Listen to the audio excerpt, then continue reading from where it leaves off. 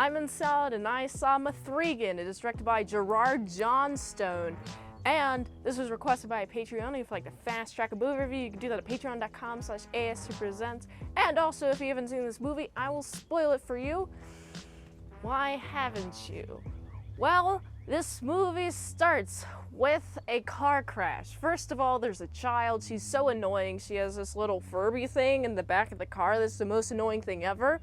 And she's on the tablet, and oh, you can't have any screen time.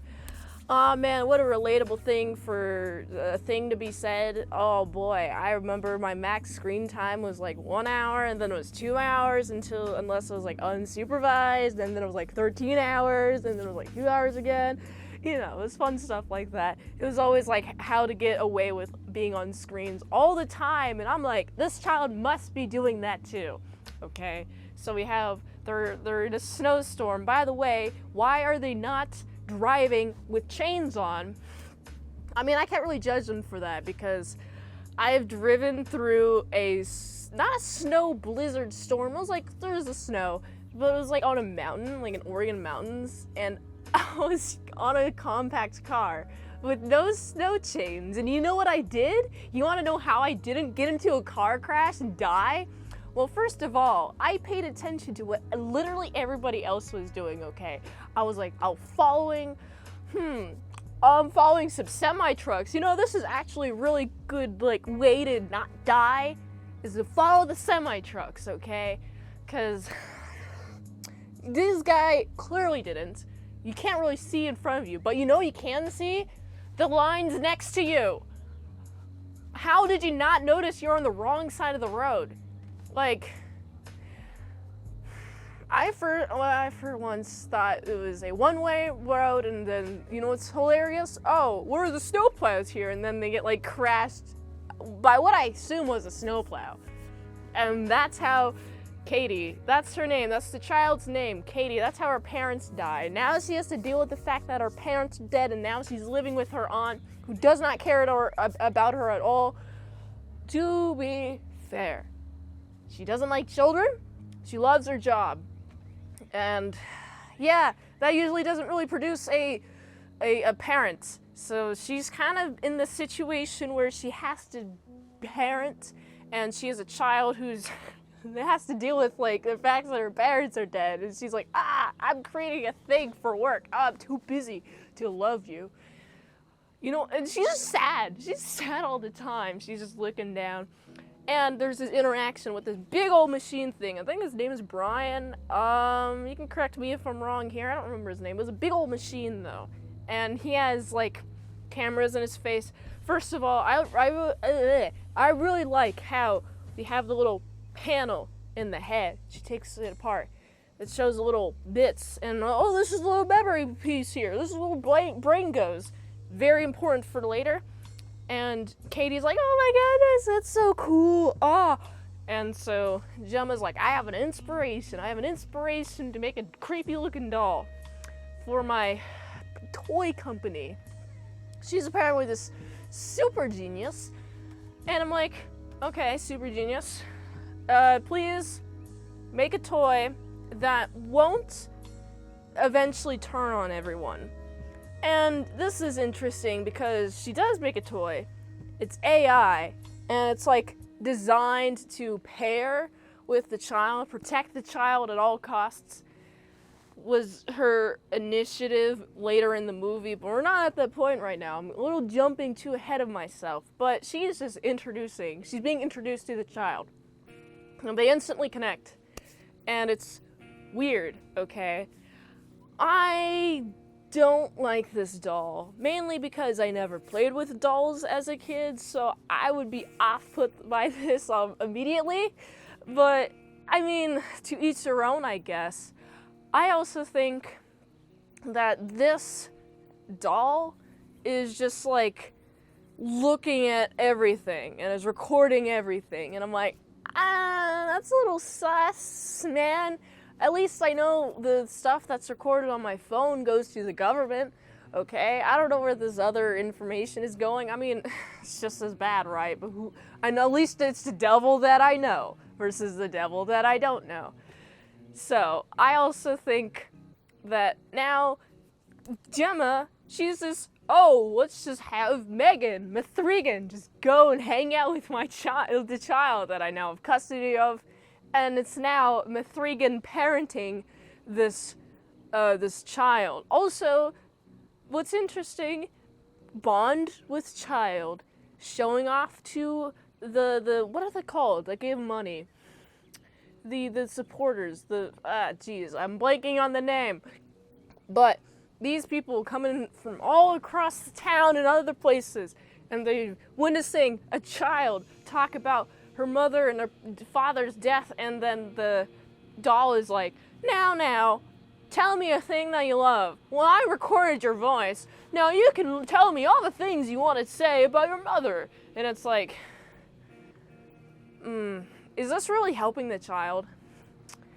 There's a lot of concerns about whether this particular method of having a child, like a toy parent, a child, I don't think it will work in the long run. Pretty much at this point. But the movie hasn't gotten here yet, okay? So there's many instances of Gemma trying to take the doll away because we have instances of the dogs being annoying, and so the M3GAN just kind of stares creepily outside the window, which is a really creepy trait for a toy to have, okay? And she does something with the dog. No one knows where the dog is. M3GAN's just there to protect everything. Also, she's taught about death. And this is the part where Gemma makes a dumb mistake to be like, oh, you gotta protect her at all costs. You see? And because of that weird, ambiguous language that she used, I was like, oh, she's immediately going to be a murder robot. Because just having that frame of like, oh, it's weird and ambiguous. Well, I can expand the frame of what I do to protect this child, which includes getting rid of the dog, and then eventually getting rid of the noisy neighbor, which is annoying. I mean, you even have the noisy neighbor, like, looking for the dog. I mean, it's a dog, it's a terrible dog, a terribly trained dog, but it's still somebody's dog and property, man. You can't just do this, M3GAN. And there's a lot of concern for the fact that M3GAN is acting on her own. Like, some of her files are corrupted. Gemma's like, what's up with all these corrupted files? And I'm like, oh, well, M3GAN has sentience now, and she will do anything to not listen to you, only listen to Katie. And I'm like, okay, what are you considering protecting Katie, M3GAN? Are you just eliminating threats? That's not protection. That's like, not good. I mean, good thing that M3GAN, even though she's supposed to be in the office today to be shown off as a prototype model, what's instead happening is that, oh, can I take her to my camp? Please, just a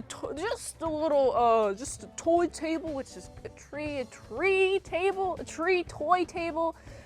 No one mentioned the tree. It's not a table if it's connected to a tree, okay?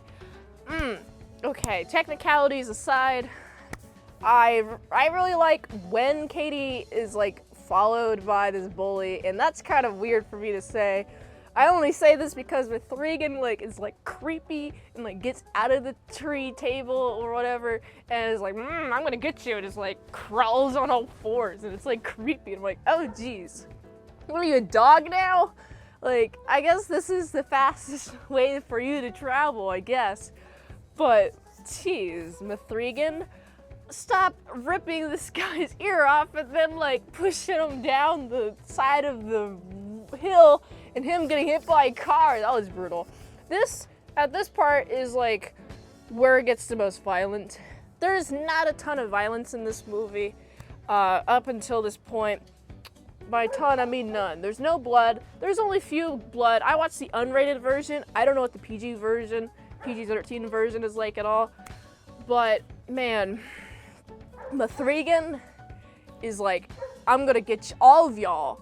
I'm coming back. I'm sneaking into your house. I'm gonna find a way to get here, and I'm gonna protect Katie at all costs. And this ends up like being in a weird like situation where now everyone's trying to defend themselves from a toy doll, which ends up needing the robot who inspired Gemma in the first place to. It wasn't even. She was trapped. Gemma couldn't even like control the robot, by the way, which is hilarious. It was actually turned out to be Katie who controlled the robot, but it was Gemma's creation. And I'm like, hilarious. I'm glad that you finally got convinced that you saw the danger of M3GAN. Literally just open threats to Gemma on her life. And Katie finally, she's like, yeah, this is no good. No good at all. I mean, I just was sad that my parents are dead.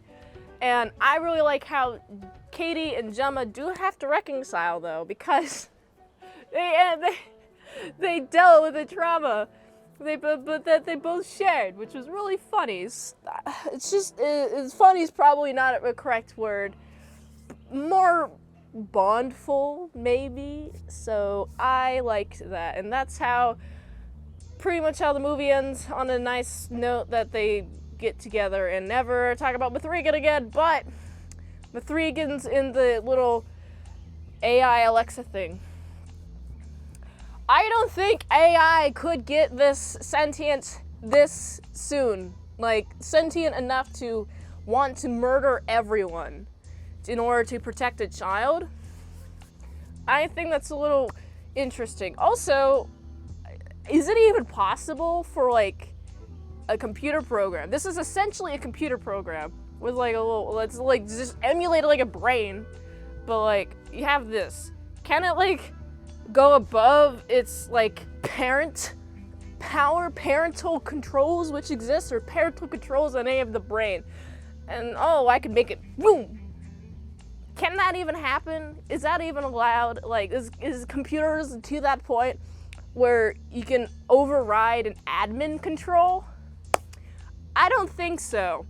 At this point, when M3GAN starts overriding admin controls is when I'm like out of immersion.